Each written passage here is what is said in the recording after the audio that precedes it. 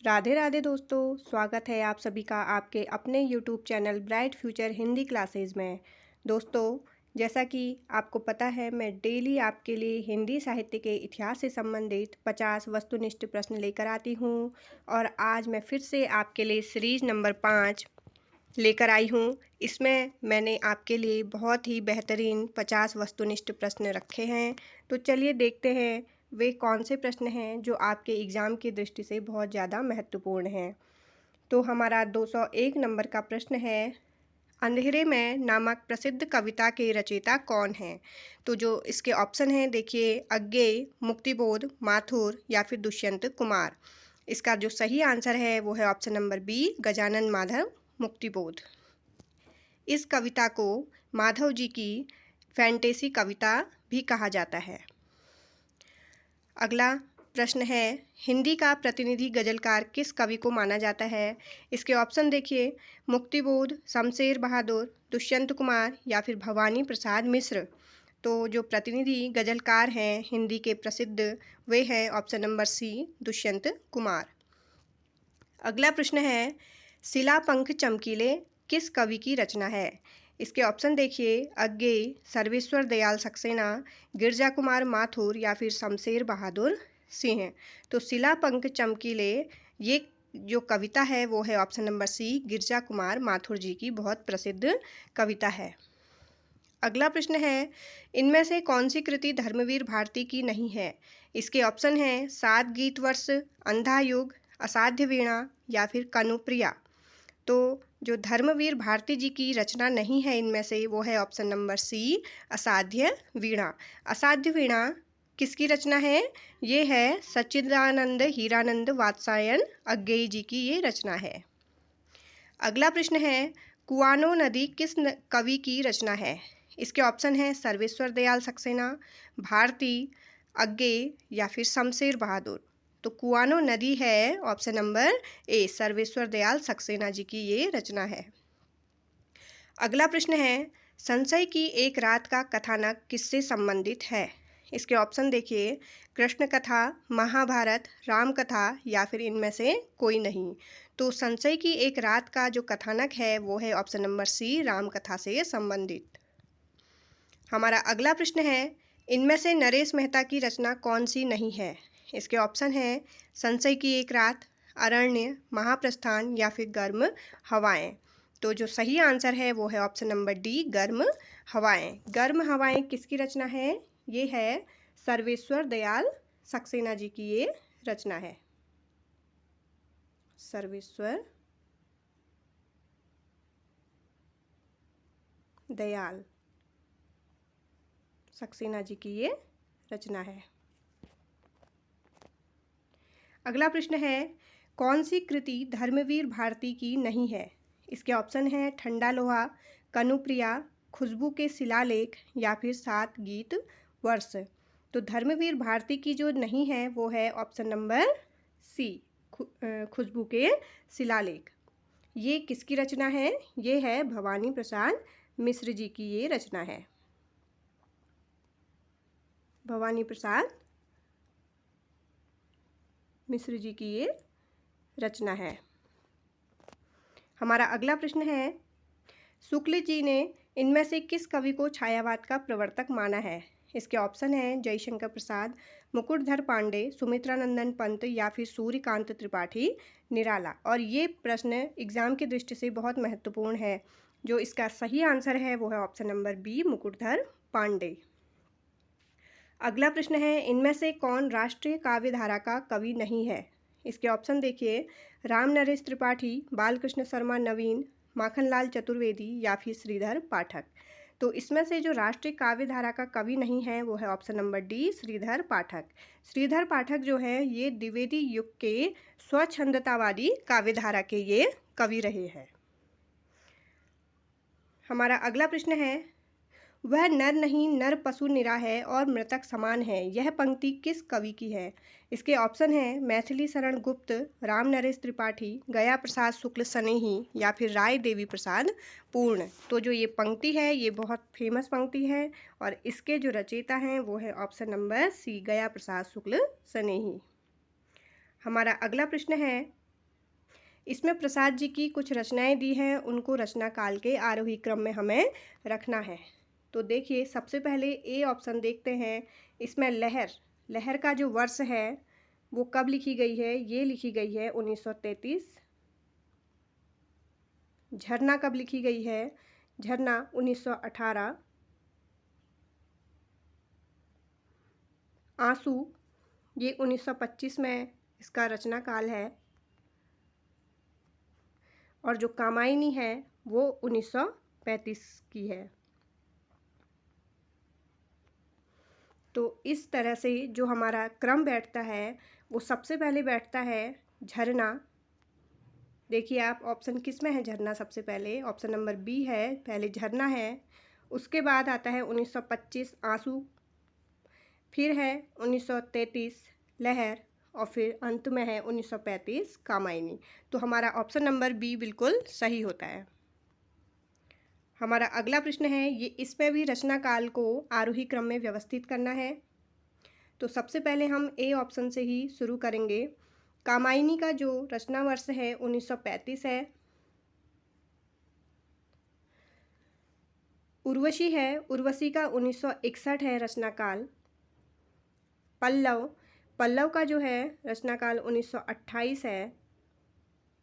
और अंत में है जो अनामिका, अनामिका का है 1923। अनामिका किसकी कृति है, ये निराला जी की कृति है। तो इस तरह से हमारा जो इसमें क्रम बैठता है, सबसे पहले देखिए अनामिका, सबसे पहले देखिए आप अनामिका कौन से ऑप्शन में है, ऑप्शन नंबर डी, अनामिका है सबसे पहले।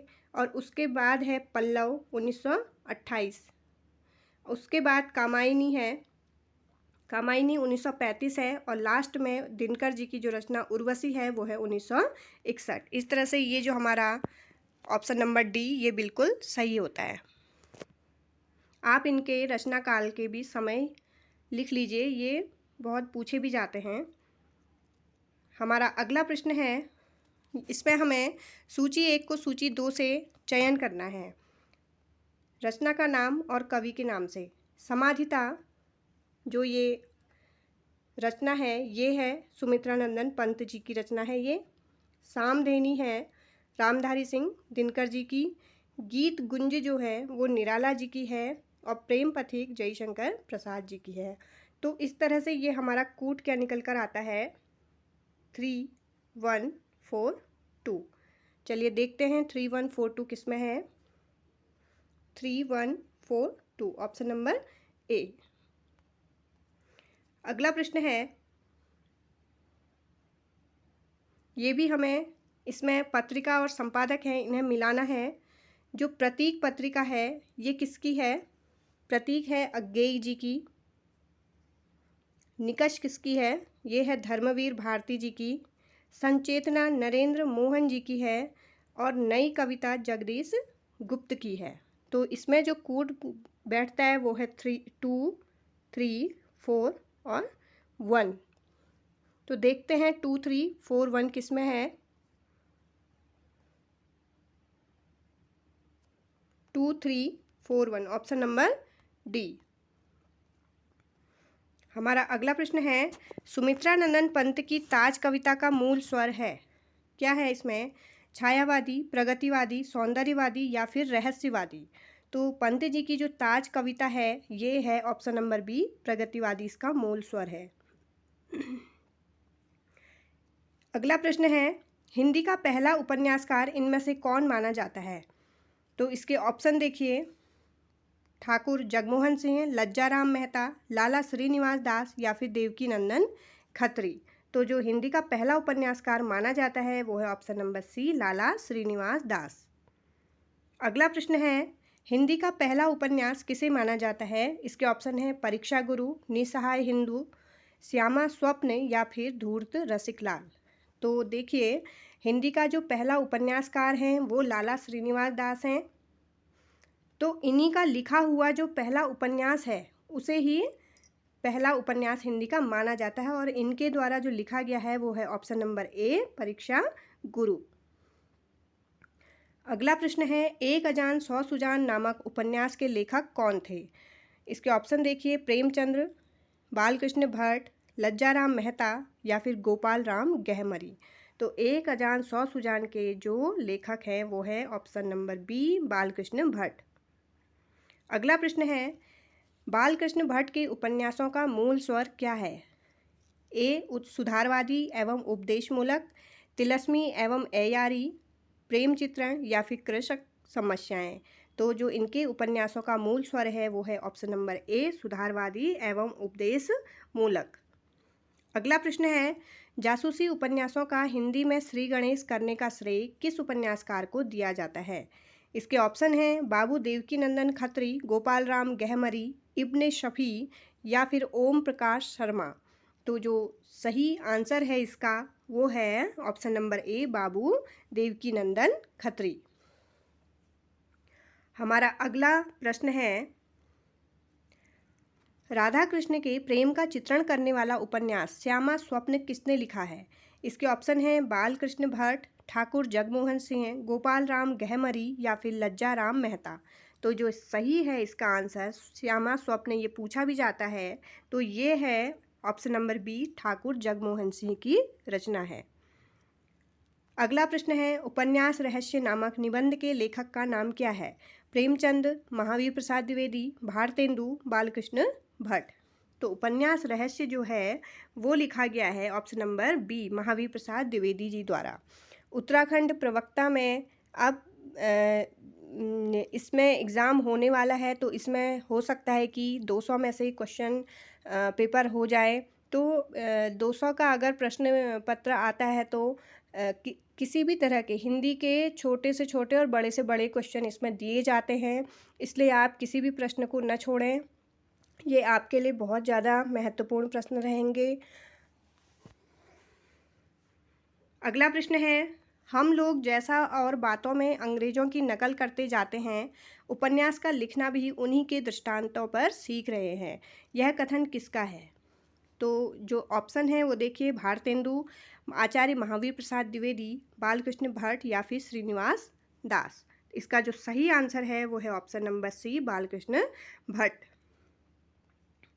अगला प्रश्न है, हिंदी के उस उपन्यासकार का नाम बताइए जिसकी कृतियों को पढ़ने के लिए बहुत से लोगों ने हिंदी सीखी थी। इसके ऑप्शन है प्रेमचंद, बाबू देवकीनंदन खत्री, गोपाल राम गहमरी या फिर डी है बालकृष्ण भट्ट। तो जो इसका सही आंसर है वो है ऑप्शन नंबर बी, बाबू देवकीनंदन खत्री। अगला प्रश्न है, अंग्रेजी के प्रसिद्ध उपन्यासकार आर्थर कॉनन डॉयल से हिंदी का कौन सा उपन्यासकार प्रभावित था? इसके ऑप्शन हैं प्रेमचंद्र, देवकीनंदन खत्री, प्रसाद या फिर गोपाल राम गहमरी। तो जो इसका सही आंसर है वो है option number D, Gopal Ram Gahmari. अगला प्रश्न है, ठेठ हिंदी का ठाठ उपन्यास की रचना किस हिंदी कवि ने की है? इसके ऑप्शन हैं भारतेंदु, हरिऔध, रत्नाकर या फिर जयशंकर प्रसाद। तो ठेठ हिंदी का ठाठ लिखा गया है ऑप्शन नंबर बी, हरिऔध जी द्वारा। इनका पूरा नाम है अयोध्या सिंह उपाध्याय हरिऔध। अगला प्रश्न है, इसमें हमें उपन्यास का नाम दिया है और उसे उपन्यासकार के नाम से हमें मिलाना है। इसमें देखिए, अधखिला फूल किसकी है? ये है अयोध्या सिंह उपाध्याय जी की रचना है। नूतन ब्रह्मचारी, ये किसकी रचना है? नूतन ब्रह्मचारी, ये है बालकृष्ण भट्ट जी की रचना है। परीक्षा गुरु किसकी है? लाला श्रीनिवास दास। और नरेंद्र मोहिनी जो है देवकीनंदन खत्री जी की है ये। तो इसका जो कूट बैठता है वो है D A B C, D A B C. तो देखते हैं डी ए बी सी किस में है। D A B C, option number C. अगला प्रश्न है, प्रेमचंद्र के पूर्व लिखे गए हिंदी उपन्यासों का मूल उद्देश्य क्या है? इसके ऑप्शन है मनोरंजन एवं सुधार, जीवन की समस्याओं का निरूपण, मानव जीवन का चित्रण या फिर दार्शनिक विवेचन। तो प्रेमचंद्र के समय से पूर्व जो भी उपन्यास लिखे गए थे उनका जो मूल उद्देश्य है वो हमें बताना है। उनका मूल जो उद्देश्य था वो है ऑप्शन नंबर ए, मनोरंजन और सुधार के लिए वो उपन्यास लिखे गए थे। लेकिन जब प्रेमचंद जी का समय प्रारंभ हुआ तो प्रेमचंद जी ने क्या किया कि अपने उपन्यासों में अपने ही जीवन से संबंधित और अपने आसपास की जो भी समस्याएं थी उन्हें अपने उपन्यास में दिखाया था। अगला प्रश्न है, प्रेमचंद शताब्दियों से पददलित, अपमानित और उपेक्षित कृषकों की आवाज़ थे। यह कथन प्रेमचंद जी के लिए किसने कहा? और ये जो कथन है वो मोस्ट इम्पोर्टेंट है एग्जाम की दृष्टि से, आप इसे नोट डाउन जरूर करिए। इसके जो ऑप्शन है देखिए, आचार्य रामचंद्र शुक्ल, आचार्य हजारी प्रसाद द्विवेदी, डॉक्टर रामविलास शर्मा या फिर डॉक्टर नगेंद्र। तो इसका जो सही आंसर है वो है ऑप्शन नंबर बी, आचार्य हजारी प्रसाद द्विवेदी। अगला प्रश्न है, गोदान का प्रकाशन वर्ष क्या है? इसके ऑप्शन है 1930 ईस्वी, 1932 ईस्वी, 1935 ईस्वी या फिर 1940 ईस्वी। तो गोदान का जो प्रकाशन वर्ष है वो ऑप्शन नंबर सी, 1935। अगला प्रश्न है, इनमें से कौन सा उपन्यास प्रेमचंद्र का नहीं है? कायाकल्प, सेवा सदन, प्रेमाश्रम या फिर आदर्श हिंदू। तो जो सही आंसर है वो है ऑप्शन नंबर डी, आदर्श हिंदू। अगला प्रश्न है, दहेज प्रथा एवं अनमेल विवाह के परिणामों को प्रेमचंद्र के किस उपन्यास में अभिव्यक्ति मिली है? इसके ऑप्शन है गोदान, गबन, कायाकल्प या फिर निर्मला। तो जो सही आंसर है वो है ऑप्शन नंबर डी, निर्मला। और ये भी एग्जाम की दृष्टि से बहुत इम्पोर्टेंट प्रश्न है ये वाला, आप इसे भी नोट डाउन करिए क्योंकि ये आ चुका है एग्जाम में। अगला प्रश्न है, दहेज प्रथा, कुलीनता का प्रश्न, पत्नी का स्थान जैसी विवाह से जुड़ी समस्याओं को प्रेमचंद ने किस उपन्यास में उठाया है? इसके ऑप्शन है सेवा सदन, निर्मला, रंगभूमि या फिर गबन। तो जो सही आंसर है वो है ऑप्शन नंबर ए, सेवा सदन। अगला प्रश्न है, इनमें से हिंदी के किस उपन्यासकार ने घटना के स्थान पर चरित्र को उभारने का प्रयास किया था? तो इसके ऑप्शन है गोपाल राम गहमरी, देवकीनंदन खत्री, बालकृष्ण भट्ट या फिर प्रेमचंद्र। तो इसका सही आंसर है ऑप्शन नंबर डी, प्रेमचंद्र। अगला प्रश्न है, कौन सा कथन प्रेमचंद के उपन्यासों के संदर्भ में उचित है? सुरुचिपूर्ण प्रसंगों की उद्भावना पर बल दिया इन्होंने, जीवन की वास्तविक समस्याओं को इन्होंने केंद्र में रखा, कथा प्रसंगों को मध्य वर्ग के तत्कालीन जीवन के साथ जोड़ा इन्होंने, या फिर ये सभी कथन सही हैं। तो प्रेमचंद के जो उपन्यास थे उनकी ये तीनों ही विशेषताएं उनके उपन्यास में देखी जा सकती थी। तो हमारा ऑप्शन नंबर डी बिल्कुल सही होगा। अगला प्रश्न है, हिंदी के किस उपन्यासकार को आदर्शोन्मुखी यथार्थवाद का चित्रण करने का श्रेय दिया जाता है? इसके ऑप्शन है वृंदावन लाल वर्मा, भगवती चरण वर्मा, यशपाल या फिर प्रेमचंद्र। तो ये क्वेश्चन भी बहुत इंपॉर्टेंट है। तो इसका जो सही आंसर है वो है ऑप्शन नंबर डी, प्रेमचंद्र। अगला प्रश्न है, स्त्रियों के आभूषण, प्रेम के दुष्परिणाम प्रेमचंद्र के किस उपन्यास में दिखाए गए हैं? इसके ऑप्शन है गोदान, गबन, रंगभूमि या फिर सेवा सदन। तो जो इसका सही आंसर है वो है ऑप्शन नंबर बी, गबन। अगला प्रश्न है, प्रसाद द्वारा रचित अधूरा उपन्यास कौन सा है? इसके जो ऑप्शन है वो देखिए, कंकाल, तितली, इरावती या फिर इनमें से कोई नहीं। तो इसका जो सही आंसर है वो है ऑप्शन नंबर सी, इरावती। अगला प्रश्न है, तितली का प्रकाशन वर्ष क्या है? 1929 ईस्वी, 1934 ईस्वी, 1936 ईस्वी या फिर 1920 ईस्वी। तो तितली का जो प्रकाशन वर्ष है वो है ऑप्शन नंबर बी, 1934 ईस्वी। और इस तरह से जो इनकी प्रमुख जो रचनाएं होती हैं रचनाकारों की, उनके प्रकाशन वर्ष भी एग्जाम में आ जाते हैं। अगला प्रश्न है, किस उपन्यास में अंतर्जातीय विवाह की समस्याओं को कथावस्तु का आधार बनाया गया है? इसके ऑप्शन है माँ, भिखारिणी, आत्मदाह या फिर कोई नहीं। तो जो इसका सही आंसर है वो है ऑप्शन नंबर बी, भिखारिणी। और भिखारिणी किसकी है? ये है विश्वंभर नाथ शर्मा कौशिक जी की ये रचना है। वैशाली की नगर वधू उपन्यास के रचयिता का नाम बताइए। इसके ऑप्शन हैं गुरुदत्त, विश्वंभरनाथ शर्मा कौशिक, प्रेमचंद्र या फिर आचार्य चतुर्सेन। तो वैशाली की नगर वधू किसने लिखा है? ये लिखा है ऑप्शन नंबर डी, चतुर्सेन जी ने। अगला प्रश्न हमें कृति और कृतिकार को सुमेलित करना है। वयम रक्षाम, ये किसकी है? ये है आचार्य चतुर्सेन शास्त्री जी की ये रचना है। भिखारिणी अभी मैंने बताया आपको कौशिक जी की है ये। कंकाल किसकी है? जयशंकर प्रसाद जी की। और कायाकल्प प्रेमचंद्र जी का ये उपन्यास है। तो इसका जो कूट बैठता है वो है DCAB।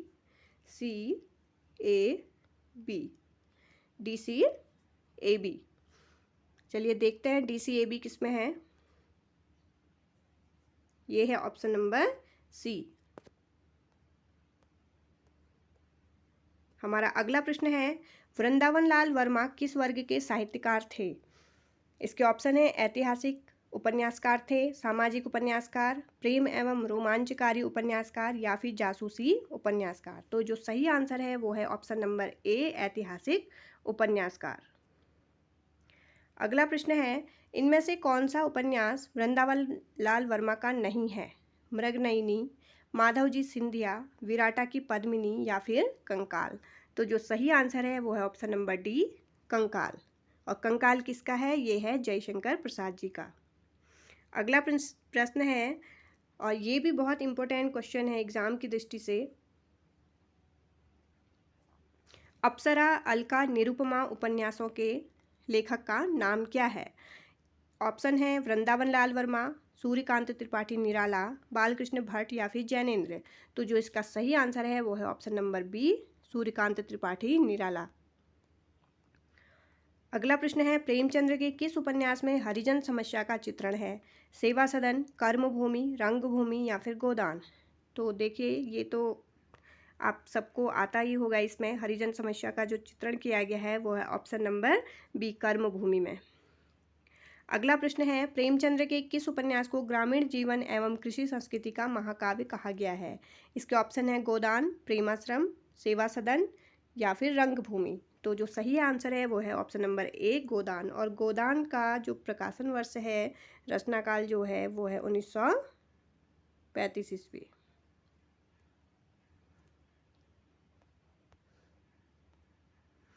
अगला प्रश्न है, चौगाने हस्ती नामक उर्दू उपन्यास को प्रेमचंद्र ने हिंदी में किस नाम से लिखा? इसके ऑप्शन है रंगभूमि, कर्मभूमि, गबन या फिर प्रेमाश्रम। तो जो सही आंसर है वो है ऑप्शन नंबर A, रंगभूमि। अगला प्रश्न है, इनमें से कौन मनोविश्लेषणवादी उपन्यासकार हैं? इसके ऑप्शन हैं जैनेन्द्र, वृंदावन लाल वर्मा, फणीश्वरनाथ रेणु या फिर जयशंकर प्रसाद। तो मनोविश्लेषणवादी जो उपन्यासकार हैं वो है ऑप्शन नंबर A, जैनेन्द्र जी। अगला प्रश्न है, इनमें से आंचलिक उपन्यासकार कौन है? इलाचंद्र जोशी, हिमांशु जोशी, फणीश्वरनाथ रेणु या फिर अमृत राय। तो सही आंसर है option number C, Phanishwarnath Renu. अगला प्रश्न और इस सीरीज का अंतिम प्रश्न है ये, सुनीता और त्यागपत्र उपन्यासों के लेखक का नाम बताइए। ये बहुत ज़्यादा प्रसिद्ध उपन्यास रहे हैं। इसके ऑप्शन हैं इलाचंद्र जोशी, जैनेन्द्र, अज्ञेय या फिर देवराज। तो सही जो इसका आंसर है वो है ऑप्शन नंबर B, जैनेन्द्र। आशा है कि आपको ये मेरी सीरीज़ अच्छी लगी होगी। लाइक करिए, शेयर करिए और कमेंट में ज़रूर बताइए कि आपके 50 में से कितने प्रश्न सही हुए हैं। और जो भी मेरे चैनल पर नए हैं वो मेरे चैनल को सब्सक्राइब करिए ताकि आपको मेरी आने वाली नई वीडियो आसानी से मिल सके। चलिए मिलते हैं मेरी नई वीडियो में, तब तक के लिए जय हिंद, जय भारत, धन्यवाद।